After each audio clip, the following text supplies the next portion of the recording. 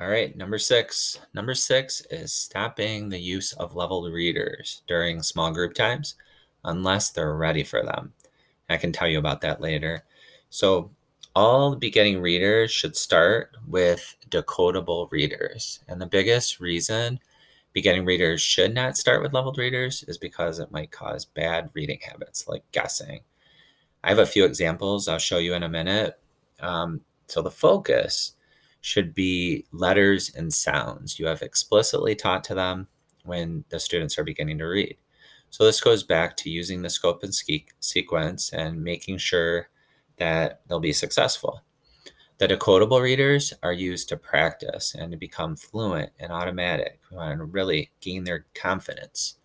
If anybody's ever used leveled readers, you'll notice that it's really, really difficult to get through, say, a level A or a level B without using the pictures or using context of the story to figure out unknown words. So let me show you a few examples and differences between the types of books. So I went and looked for some. Here I was excited to find these. Anybody remember these Keep books? So let me show you one of these. This one's called Watch Me. See the first page says, I can slide, watch me, watch me. So this kid's hopping, right? Yep, I can hop, watch me, watch me. So you can see there's a pattern, right? And what I'm wondering is, have they been taught the silent E? Have they been taught the TCH? Probably not, right? This is a leveled reader. It's gonna, contribute to guessing. This is another one that I found. This is called Spelled. I'll leave a link for this. It's called Snap the Frog. What I like about this, though, if you look here, it has a little sequence. This is actually from set 6. And set 6 has Y, X, CH, SH, and TH. So if I open it up, you can see it says Snap is a sandhill frog. He is plump and he has spots on his skin. I guess you could tell. You might be able to guess with the spots, huh? But look at these pictures, though. You're not going to really get much information out of the pictures. It's really going to help them to focus in on the words. And these sounds that have previously been taught are included in the books as well. So you really have to go in order. I like those. Here is Reading Street. And this one is, I wish these were individual, but they're all in one. I guess it could give them a feel for reading a chapter book maybe.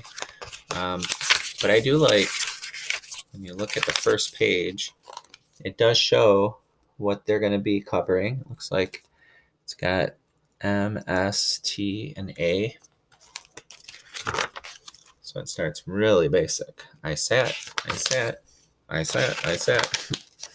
I sat, Sam sat. Not very interesting, right? But you will see, kids will really get excited about reading this. They'll be able reading it on their own.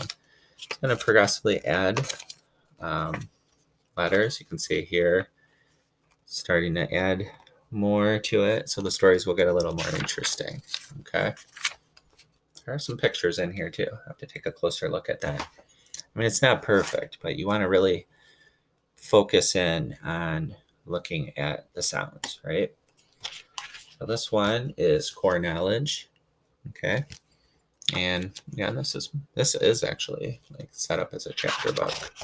Have a neat idea. The first chapter is called The Bad Crab. And I don't see the sounds that are being taught. So if anybody uses this, I'd really like to hear how you work that or organize that or where I can find it. Looks like CR though, could be, looks like ending blends maybe, but that's how that looks. So pretty good. Here's another one I found, Snakes Live in the Grass. You can see, one starts with Snakes live in grass. Snakes, oops. Right here. Oh, right here. Snakes live in forests. Snakes climb trees. So you can tell, I'm sure you've had this happen before. When they're reading this, they're going to be using the picture, and they're also going to be using the first letter. I doubt that they're going to be able to blend grr sound, or climb looks tricky. They're just going to end up guessing. This is a leveled book, so it looked promising, but it's not. Now, let me show you this. This is called Pocket Rockets, and this comes in a little kit. I got this from the UK, and I'm not going to say how much I spent on shipping and handling. It was very expensive, but these are really, really great. I hope somebody in the United States makes something like this. But it has 10 books of each set, and it comes in like a little booklet. Here they are right here. Let me show you. Somebody had shared with me this idea to put it into like a little mini photo album, so you could have them as you learn, as you go through the books. You could just slide them in here and have the kids pull them out and practice them. I really like how it is set up, though. If you look at this first one, you can see that it has the letters that they're going to be focused on, and again, it's really, really simple. Pat sat. You can see they're just using those letters that they have explicitly taught. Okay. Then it goes on to adding the short I. So it has the short I, but it also includes these sounds, the PSAT. And then the next one adds on, looks like I think it's the end. So it's the N. So pretty neat. I like that series. I'll leave a link for that. All right. Another thing I want to show you if you're teaching virtually is this online portal by Flyleaf. If you click on the link, you can see that there's they're divided in sections like vowel, consonant, let's see, consonant, vowel, consonant with blends. And you can just click right on the book and teach these online and read these online. I'm sure there's a lot of variations that you can do with this. So this is a really, really great thing to use as well. All right. So those are some of the books that I wanted to show you.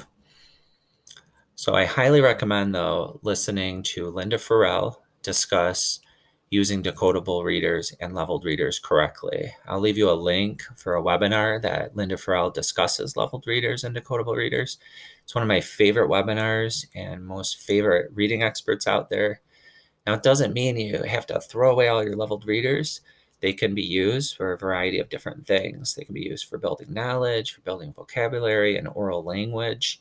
They can be used for concepts of print, and even practicing fluency. Let me show you some guidelines. You can see right here, a lot of people are wondering about and asking, how do you know when they're ready to move into leveled readers? So here are some guidelines that Donna from the Science of Reading Facebook page shared with me. Thank you, Donna. So you can see right here, these are some of the recommendations to be able to do before you move to the leveled text. So finding the best decodable readers for your school, it's a tricky process, especially if it doesn't quite match your curriculum that you're using. But finding the closest possible sequence that would make the transition from going to decodable readers, finding that match, the closest one, is going to make it the easiest.